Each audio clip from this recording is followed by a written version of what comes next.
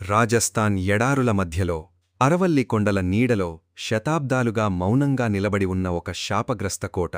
సూర్యుడు అస్తమించిన తర్వాత అడుగుపెట్టడానికి కూడా భయపడే స్థలం. అదే భాన్గఢ్ కోట. ఇది కేవలం ఒక పురాతన కోట కథ కాదు. ఇది ప్రేమ, అహంకారం, తంత్రశక్తులు, శాపం, మరణం మరియు మాయమైపోయిన ఒక రాజ్యం కథ. ఈరోజు మనం భారతదేశంలోనే అత్యంత భయానక ప్రదేశంగా పేరుపొందిన భాన్గఢ్ కోట చరిత్రను, దాని వెనక ఉన్న నిజాలను, ప్రజల్ని ఇప్పటికీ భయపెట్టే సంఘటనలను పూర్తిగా తెలుసుకోబోతున్నాం. రాజస్థాన్ ఎడారిలో ఒక అద్భుత నగరం. 15వ శతాబ్దం. రాజస్థాన్ ప్రాంతం రాజపుత్ర రాజ్యాల ఆధీనంలో వెలుగొందుతోంది. ఆ సమయంలో అంబేర్ రాజవంశానికి చెందిన రాజా భగవంత్ దాస్ తన రెండో కుమారుడు మాధోసింగ్ కోసం ఒక అద్భుత నగరాన్ని నిర్మించాలని నిర్ణయించాడు. ఆ ఆలోచన నుంచే భాన్గఢ్ పుట్టింది. అరవల్లి కొండల మధ్యలో నిర్మించిన ఈ కోట చుట్టూ పెద్ద పెద్ద మార్కెట్లు, దేవాలయాలు, రాజభవనాలు, ఉద్యానవనాలు ఏర్పడ్డాయి. భాన్గఢ్ నగరం ఆ కాలంలో వాణిజ్యానికి ముఖ్య కేంద్రంగా మారింది.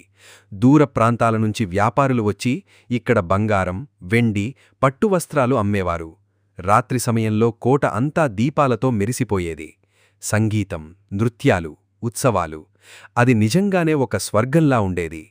కాని ఎవ్వరికీ తెలియదు, ఆ నగరం కొన్నేళ్ల తర్వాత శాశ్వత నిశ్శబ్దంగా మారిపోతుందని. భాన్గఢ్ అందాల రాణి. భాన్గఢ్ రాజ్యంలో రత్నావతి అనే రాజకుమారి ఉండేది. ఆమె అందం గురించి రాజస్థానంతా మాట్లాడుకునేది. ఆమెను ఒక్కసారి చూసినవాడు జీవితంలో మరిచిపోలేడని ప్రజలు చెప్పుకునేవారు. పక్క రాజ్యాల యువరాజులు కూడా ఆమెను వివాహం చేసుకోవాలని కోరుకునేవారు. కాని రత్నావతి కేవలం అందగత్తె మాత్రమే కాదు, ఆమె తెలివైనది, ధైర్యవంతురాలు, రాజకీయం తెలిసిన యువరాణి. భాన్గఢ్ ప్రజలు ఆమెను ఎంతో ప్రేమించేవారు. అయితే అదే సమయంలో ఆమె అందానికి మోజుపడిన ఒక వ్యక్తి ఉన్నాడు. అతని పేరు సింఘియా. తంత్రికుడు సింఘియా. సింఘియా ఒక శక్తివంతమైన తంత్రికుడు. అతడు నల్ల మాంత్రిక విద్యలో నిపుణుడు అని అందరూ భయపడేవారు. ప్రజలు అతడిని దూరంగా చూసేవారు, ఎందుకంటే అతడు కోపపడితే ఏదైనా అపశకునం జరుగుతుందని నమ్మకం. ఒకరోజు సింఘియా మార్కెట్లో రత్నావతిని చూశాడు. ఆ ఒక్క చూపుతోనే అతడు ఆమెపై మోజుపడ్డాడు. ఆమెను పెళ్లి చేసుకోవాలని నిర్ణయించుకున్నాడు. కాని అతడికి తెలుసు, ఒక రాజకుమారి ఎప్పటికీ తనలాంటి తంత్రికుణ్ణి ప్రేమించదని. అందుకే అతడు మాంత్రిక శక్తిని ఉపయోగించాలని నిర్ణయించాడు. ప్రేమమంత్రం. ఒకరోజు రత్నావతి సేవకురాలు సువాసన తైలాన్ని కొనడానికి మార్కెట్కు వచ్చింది. సింఘియా ఆ నూనెలో ప్రేమమంత్రం కలిపాడు. ఆ నూనెను ఉపయోగించిన వెంటనే రత్నావతి తనను ప్రేమిస్తుందని అతడు నమ్మాడు. కాని రత్నావతి చాలా తెలివైనది. ఆమెకు ఏదో అనుమానం వచ్చింది. ఆ నూనెను నేలపై ఉన్న ఒక పెద్ద రాయిపై పోయించింది. అప్పుడు భయంకరమైన సంఘటన జరిగింది. మంత్రశక్తి ప్రభావంతో ఆ భారీ రాయి కదలడం ప్రారంభించింది. అది నేరుగా సింఘియా వైపు దూసుకెళ్ళింది. కొన్ని క్షణాల్లోనే ఆ రాయి అతణ్ణి నలిపేసింది. చావు ముందు సింఘియా భాన్గఢ్ రాజ్యాన్ని శపించాడు. ఈ నగరం నాశనమవుతుంది, ఇక్కడ ఎవరూ సజీవంగా ఉండరు అని అతడు చివరి శ్వాసతో చెప్పాడని చెబుతారు. శాపం ప్రారంభం.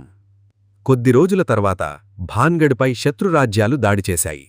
యుద్ధం భయంకరంగా జరిగింది. రాజభవనాలు ధ్వంసమయ్యాయి. సైనికులు వేల సంఖ్యలో మరణించారు. ప్రజలు నగరాన్ని విడిచి పారిపోయారు.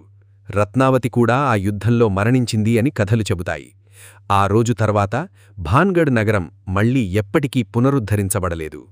ఒకప్పుడు వెలుగులతో కళకళలాడిన వీధులు ఇప్పుడు శిథిలాలుగా మారిపోయాయి. మరో శాపకథ.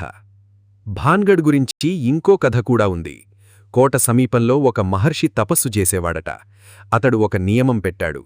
ఈ కోట నీడ నా ఆశ్రమంపై పడకూడదు అని హెచ్చరించాడు.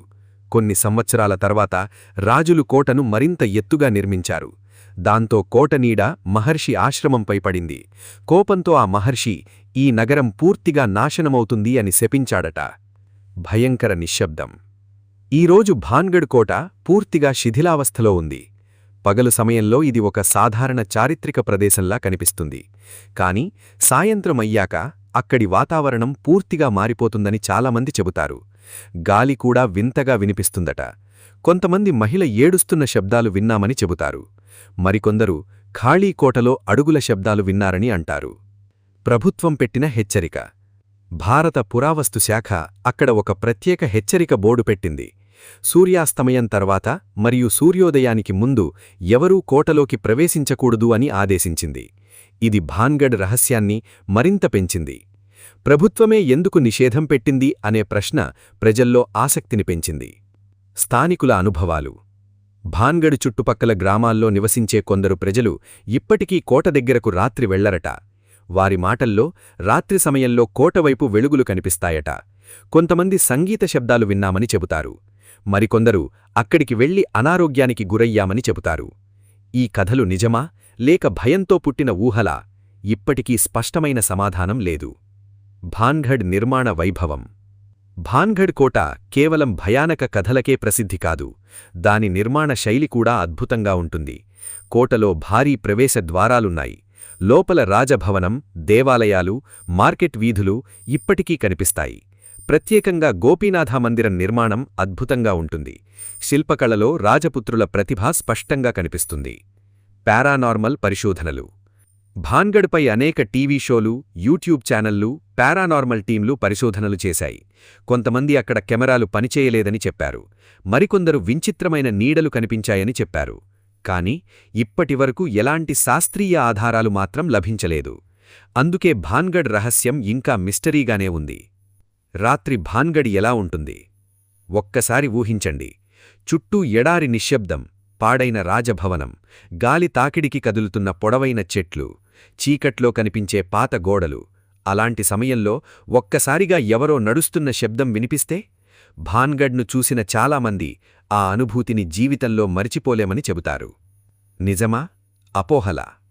భాన్గఢ్ కథల్లో ఎంతవరకు నిజముందో ఇప్పటికీ స్పష్టంగా తెలియదు. చరిత్రకారుల అభిప్రాయం ప్రకారం యుద్ధాలు, కరువు, రాజకీయ ప్రమస్యల కారణంగా నగరం ఖాళీ అయి ఉండవచ్చు.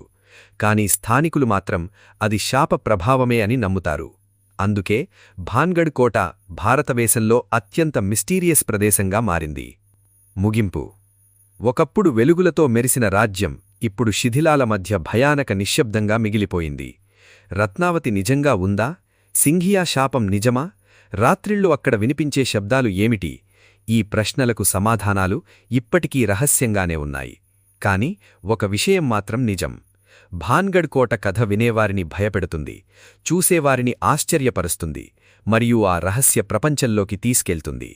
ఇదే రాజస్థాన్లోని భయానక భాన్గఢ్ కోట కథ.